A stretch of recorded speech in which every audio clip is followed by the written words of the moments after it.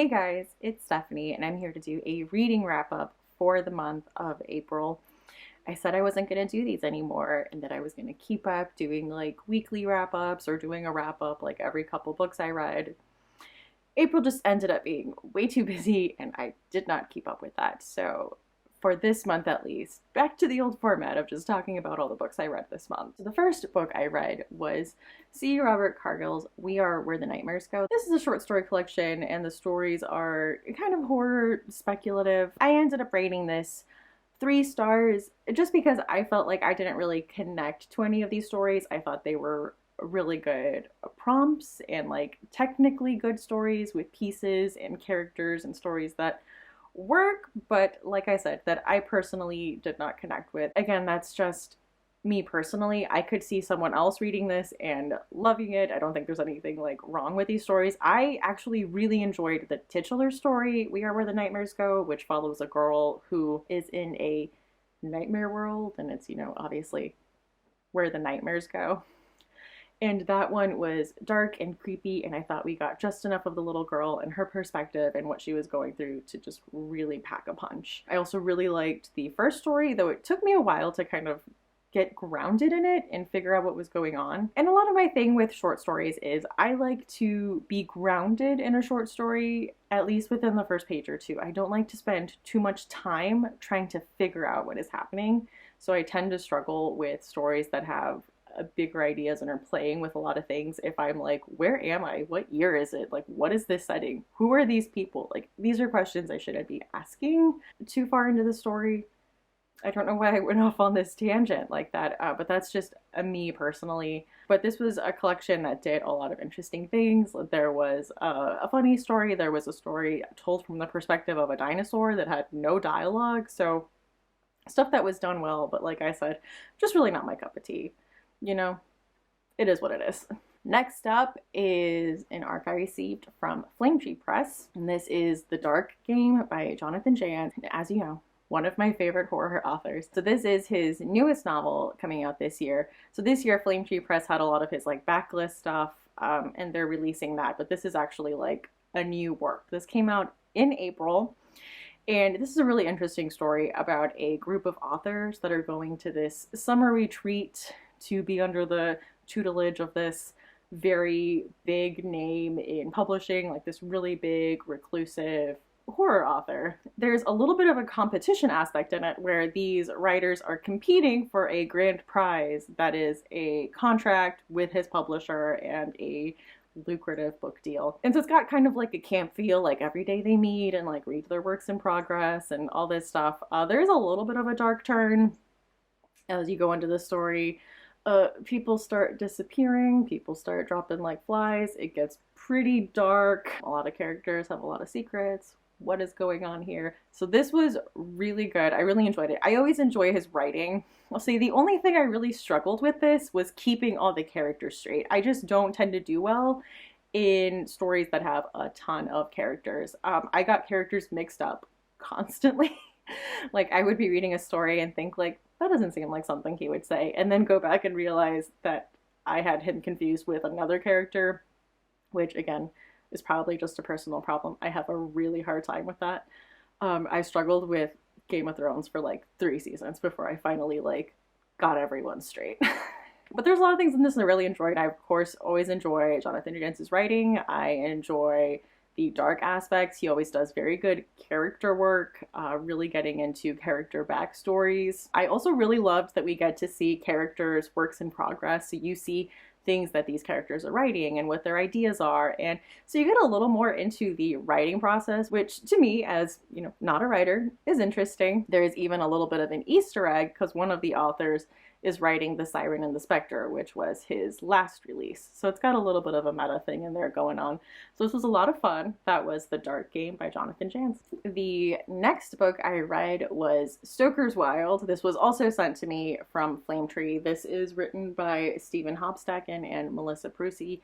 This is told in epistolary format, and it's basically a story of Bram Stoker teaming up with Oscar Wilde. They team up to stop an ancient cult of vampires from opening up the gates of hell. This was a lot of fun, and it read a lot easier than I thought it would, and I don't know if I was expecting maybe like 19th century style prose in here, but this was very readable, and I thought they did a good job of giving the characters a certain voice.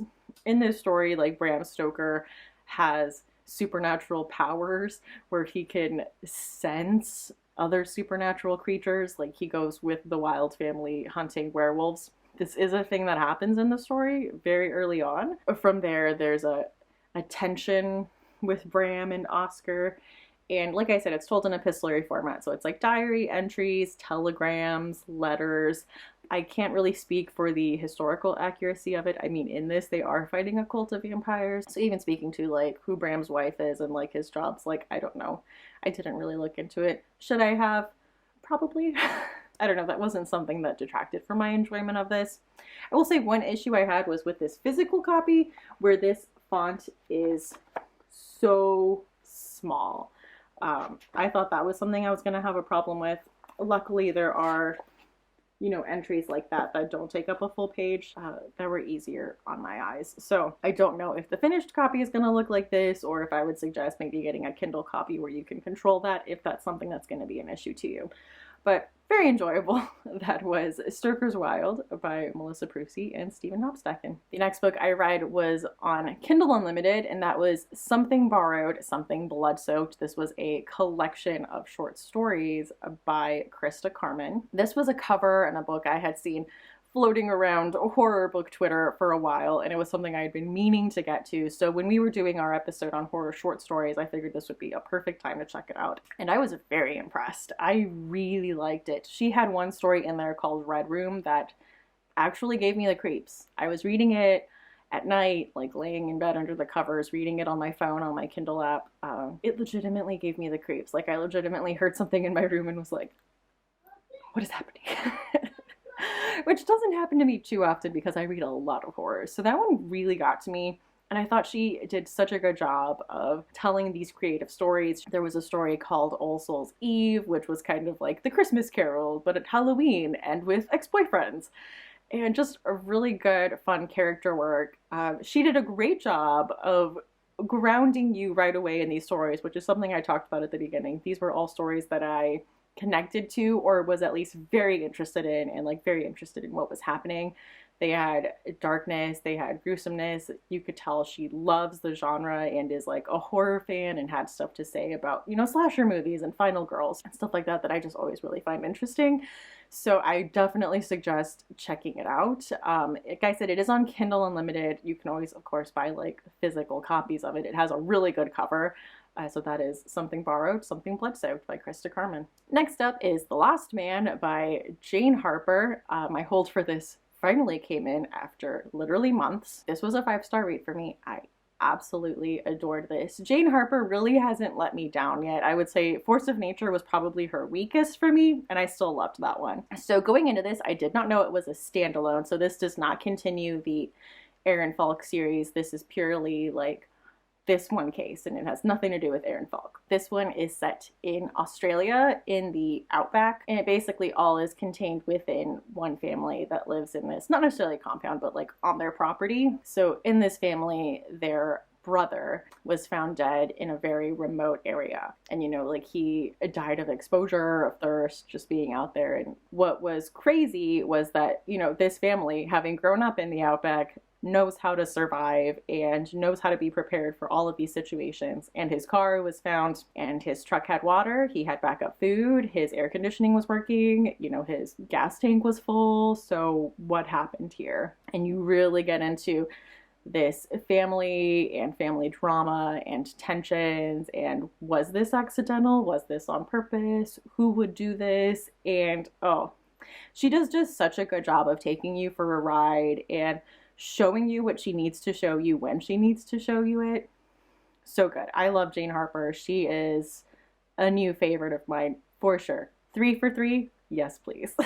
I am very impressed with her. So that is Jane Harper's The Lost Man. Next up, I read Caramelo by Sandra Cisneros.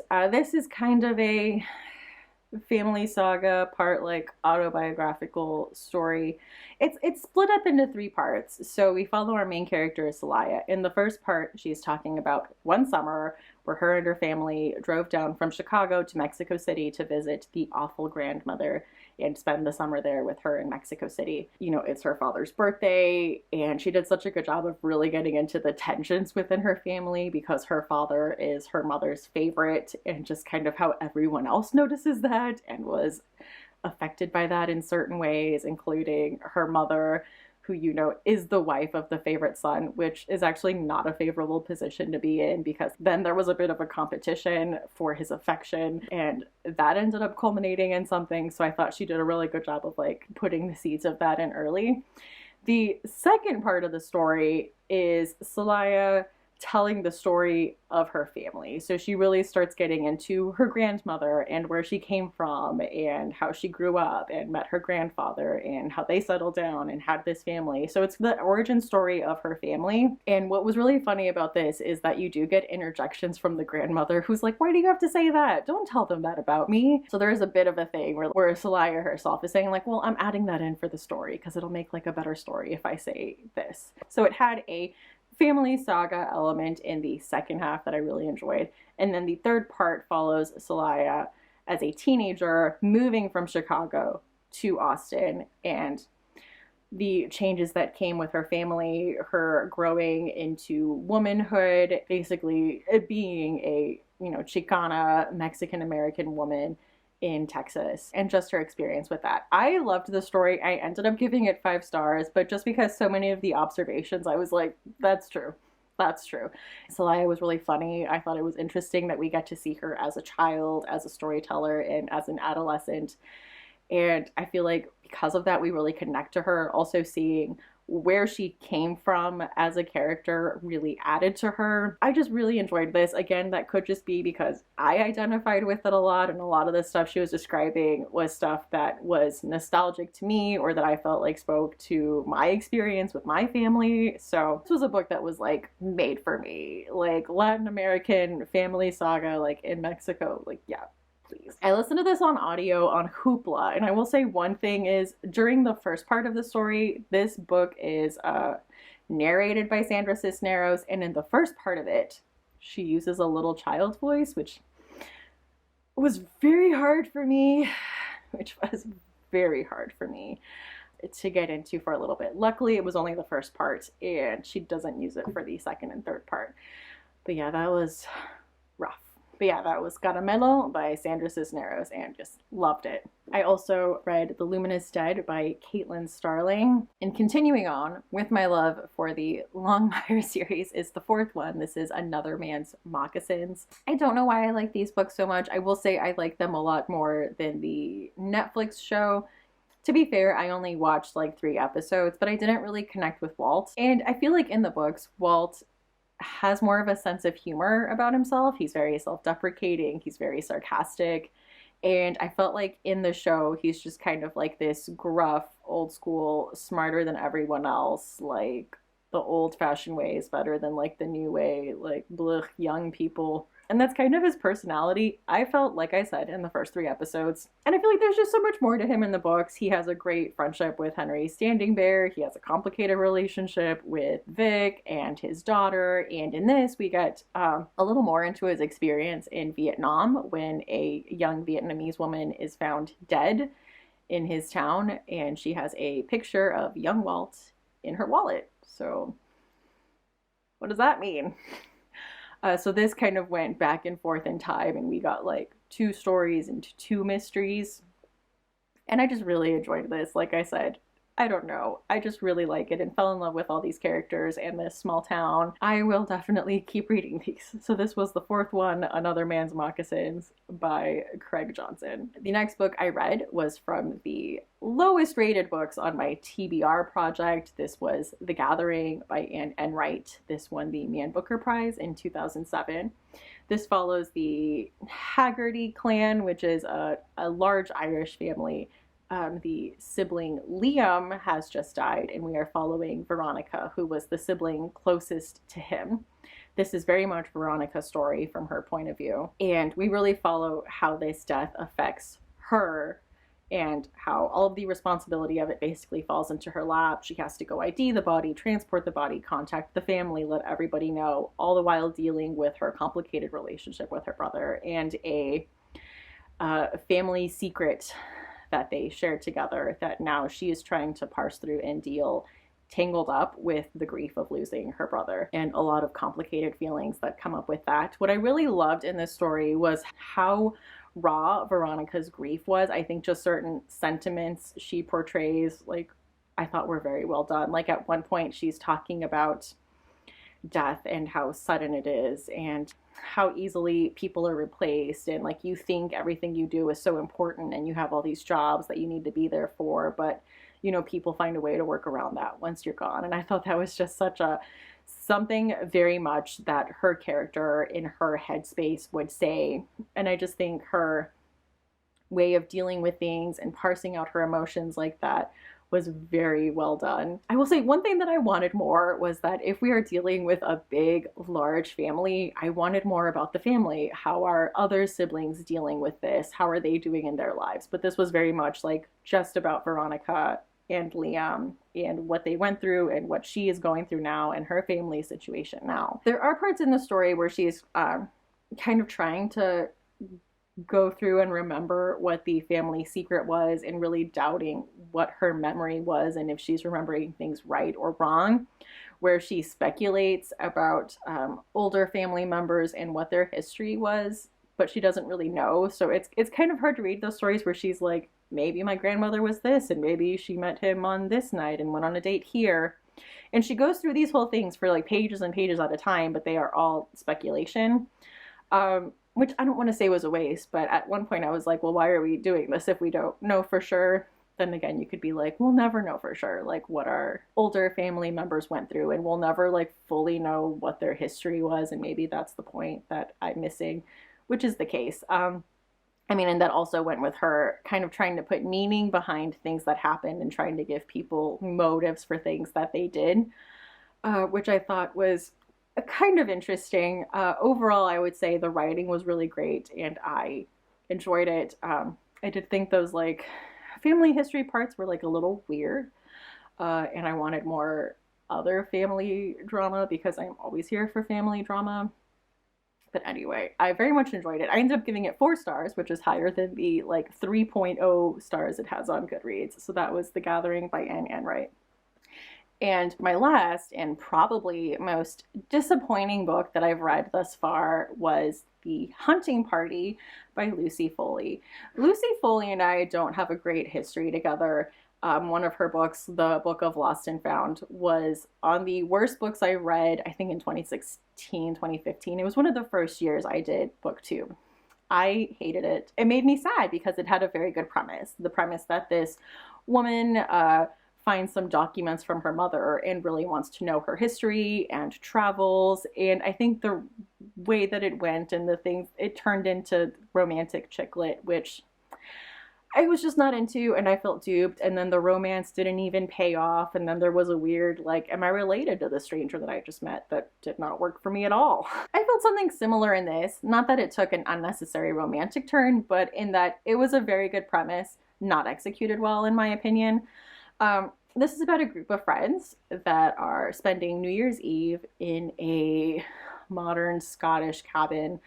These are all friends from college, and they make a point of still getting together and celebrating holidays. One of them turns up dead. We open up with one of the like managers of the property breaking the news to the group that someone is dead. And she does this thing where she tries to not say who the dead person is, but then throughout the rest of the book, when we go through the different perspectives, everyone is just talking about how much they hate this one character, and like very obviously laying down a motive for everyone to kill this specific character because everyone has issues with this specific character. So like, I feel like you knew that right away. There wasn't a shock to any of that. Also, this takes place in Scotland in like this secluded cabin, and I felt like there wasn't a whole lot done with the setting that could have been done. Like, this could have been set anywhere. The setting didn't play that much into it. There was a lot of the writing and things I did not enjoy with the writing, just a lot of like, I shivered in a way that had nothing to do with the cold. That's, for me, that is like, I let go of a breath I didn't know I was holding. I don't know why. That's another like sentence that I hate. And I feel like it shows up a lot.